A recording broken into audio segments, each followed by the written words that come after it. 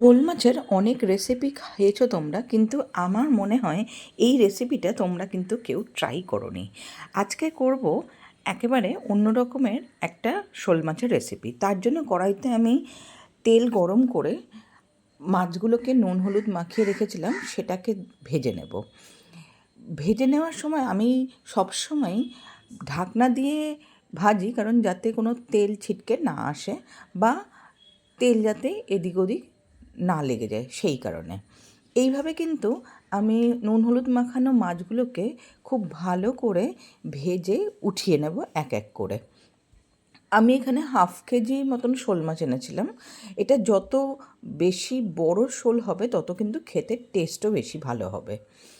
এইভাবে দেখো, সবকটা শোল মাছকে একবার একবার করে ভেজে উঠিয়ে নেওয়ার পর যতটুকু তেল বেঁচে থাকবে সেই তেলের মধ্যে আমি ফোড়ন দেব কালো জিরে, মৌরি আর মেথি।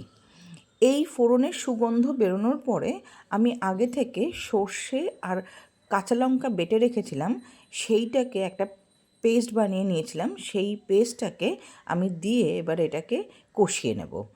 কষিয়ে নেওয়ার পরে কন্টেনারটাকে ধুয়ে বাকি জলটুকু এর মধ্যে অ্যাড করে দেবো। অ্যাড করে দিয়ে এবারে নুন আর হলুদ স্বাদ মতন দিয়ে ভালো করে মিনিট দেড়েক কষিয়ে নেব আবার। তারপরে এর মধ্যে জলের বদলে অ্যাড করব দুধ। দুধটাকে দিয়ে ভালো করে ফুটে উঠলে পরে তারপরে আমি আগে থেকে ভেজে রাখা শোল মাছগুলোকে এর মধ্যে অ্যাড করে দেবো। এই দুধ শোলটা কতজন বানিয়েছো এর আগে প্লিজ কমেন্ট করে জানিও। আর যদি তোমরা ফেসবুক থেকে দেখে থাকো তাহলে কোথা থেকে দেখছো সেটা জানাবে।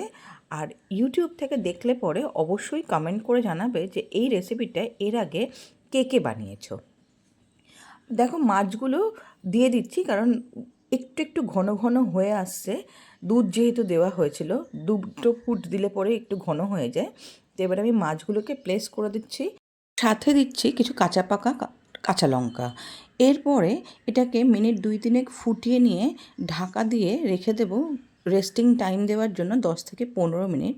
তারপরে আমি এটাকে গরম ভাতের সাথে সার্ভ করব। তো অবশ্যই কিন্তু এটা করে জানাবে কেমন লাগলো তোমাদের এই দুধ শোল রেসিপিটা। আজকের জন্য বিদায়, দেখা হবে নেক্সট ভিডিওতে।